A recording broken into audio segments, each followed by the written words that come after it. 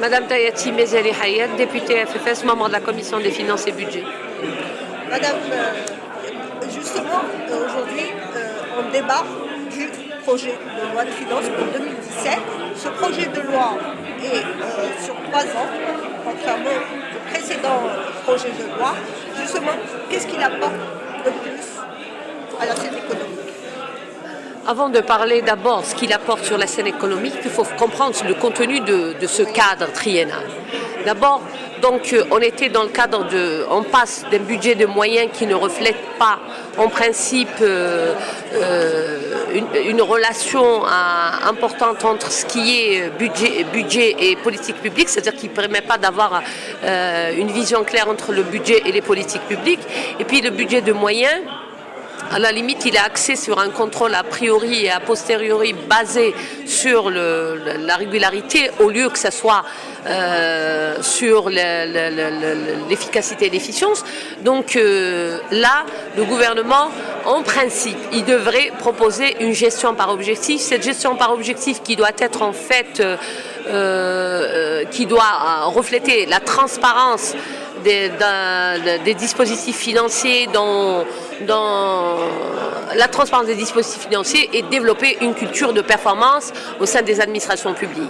C'est-à-dire que le budget axé sur le résultat doit apporter des perfections, il doit corriger les imperfections du budget de moyens. Le problème qui se pose, c'est que on ne nous parle pas sur les indicateurs de performance.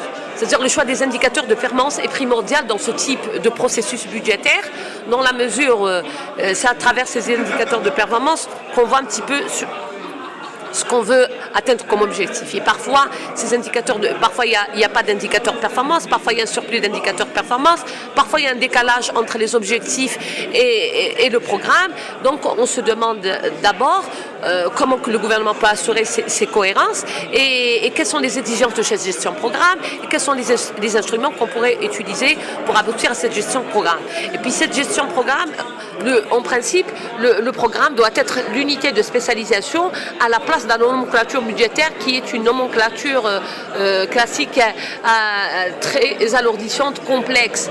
Donc on se dit, est-ce qu'il y a des guides méthodologiques sur lesquels s'est basé le gouvernement pour établir ce type de gestion? Est-ce qu'il y a une formation de la ressource humaine? Est-ce qu'il y a eu des études d'impact? Est-ce qu'il y a eu des études de risque? À toutes ces questions, nous n'avons pas eu de réponse. Voilà. L'audience du gouvernement. Non, c'est pas dans l'audience, c'est dans la commission. C'est des questions que j'avais posées à Monsieur le ministre des Finances. Ceci d'une part.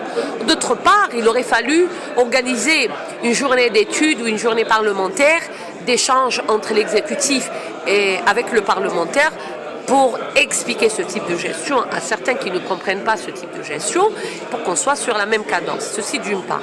Et il fallait commencer d'abord par l'essentiel, qui est la réforme de la loi 84-17, qui est la loi cadre, qui doit dessiner les contours de cette réforme.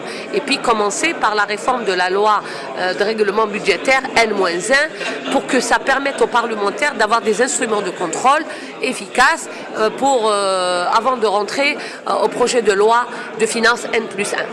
Il y a la loi organique aussi. C'est ça la loi organique, c'est la 84-17 qu'il faudrait revoir pour qu'elle soit une loi organique, loi cadre des lois de finances. Donc c'est elle qui doit dessiner les contours de cette réforme. Parce qu'une réforme, une gouvernance financière, une bonne gouvernance financière ou une réforme financière budgétaire, c'est une réforme d'État. Donc, sinon, le fait qu'on ajoute des taxes, on hausse des taxes, il y a aussi le plafonnement du budget. Est-ce que c'est ça, la gestion par objectif. La gestion par objectif, c'est ce qu'on appelle la gestion axée sur les résultats. C'est un processus budgétaire qui s'installe dans le temps, c'est-à-dire sur 3 ans. Il y a un cadre triennal, il y a un tableau des opérations financières ou budgétaires, mais il faudrait que ce tableau ne se substitue ni au plan ni au budget. C'est-à-dire que là, on va avoir une vision pluriannuelle au lieu que ce soit la vision annuelle que nous avons auparavant. Donc il y aura le fléchissement du principe de l'annualité, mais aussi le respect du cadre à moyen terme. Donc C'est ça le but en fait. Mais comme vous dites, rajouter des taxes, il ne s'agit pas, la loi de finances, il ne s'agit pas de soustraction ou d'addition. Il faut avoir une vision quand même budgétaire assez claire et des objectifs bien définis, arrêtés dans le temps. Donc les solutions conjoncturelles ou le replâtrage conjoncturel ne peuvent aboutir qu'à des crises politiques sociales. Donc ce qu'il faut faire en fait, c'est des réformes structurelles basées sur un minimum de consensus politique et aussi économique, notamment en se basant sur l'économie sociale de marché pour quand même en respect le Bayan November les mettre à l'échelle. Justement, par rapport, puisque vous abordez l'aspect social, aujourd'hui, on réduit le budget de fonctionnement et on va aussi... Non, il n'est pas réduit le budget de fonctionnement. Au contraire, pour 2017, il va augmenter de 2%. Il va y avoir réduction du budget d'équipement. Et justement, on parle aussi de révision des transferts sociaux. Des transferts sociaux. Non, pour l'instant, il n'y a pas de... il y a des réductions à l'intérieur du montant global, mais le montant global qui est octroyé aux transferts sociaux, c'est-à-dire qui a été consacré pour les transferts sociaux, n'a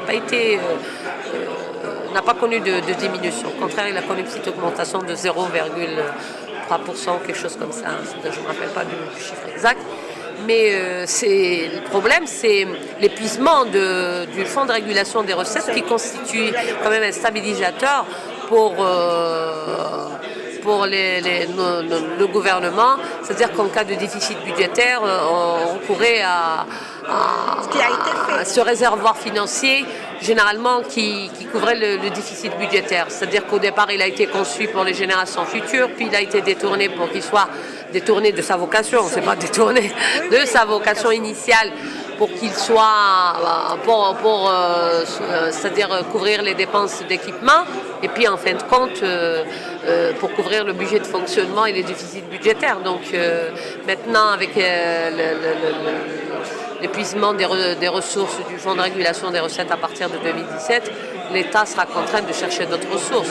Mais c'est là le problème qui se pose, c'est-à-dire que dans cette loi de finances, il y a une politique de 2 poids et 2 mesures, dans la mesure où on alourdit le pouvoir d'achat du citoyen, en même temps les entreprises qui ne sont pas créatrices de richesse et qui ne sont pas créatrices d'emploi, on leur accorde encore d'autres avantages fiscaux, d'autres exonérations, notamment ce qui est consacré dans l'article 66 de ce projet de loi de finances, encore une fois,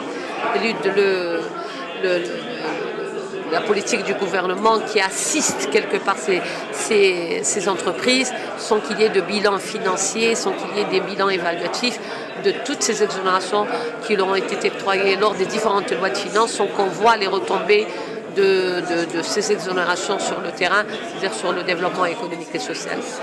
Et ils ont bénéficié d'une TAP quand même, de réduction de 1%, mais c'est-à-dire jusqu'à présent, on n'a pas vu ces entreprises créer de la richesse, ni elles ont contribué l'emprunt obligataire. Je parle des entreprises privées notamment, c'est-à-dire les entreprises publiques, elles ont contribué dans l'emprunt obligataire.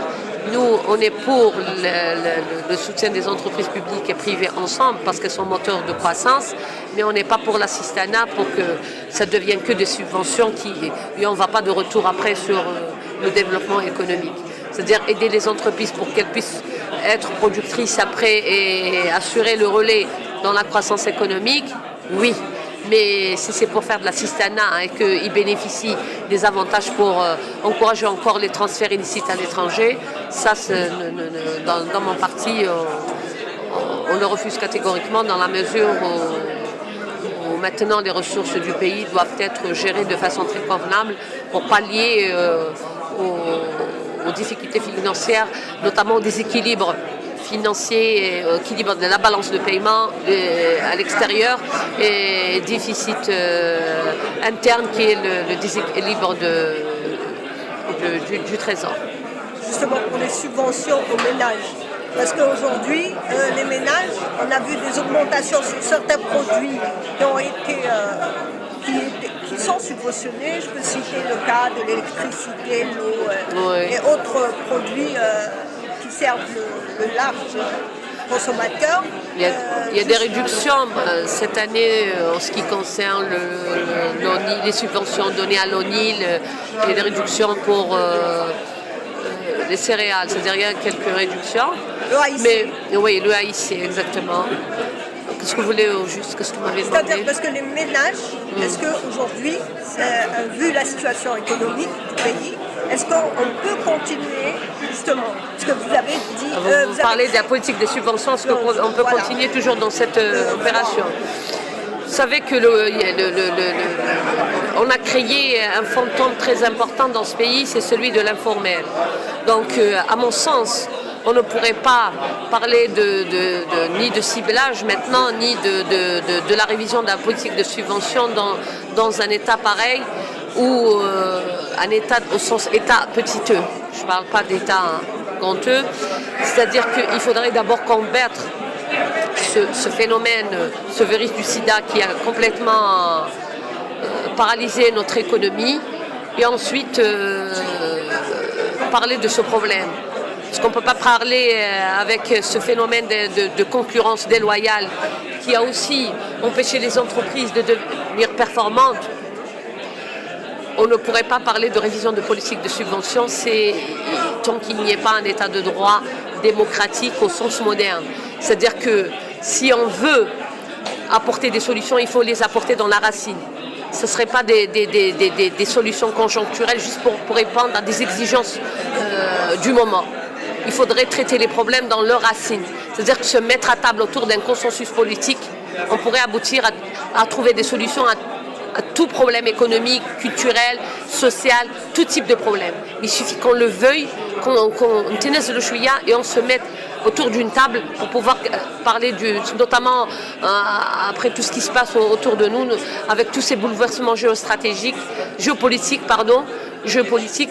on est amené à revoir notre politique, à aller vers les réformes structurelles de longue durée, à avoir une vision globale de ce qui va venir.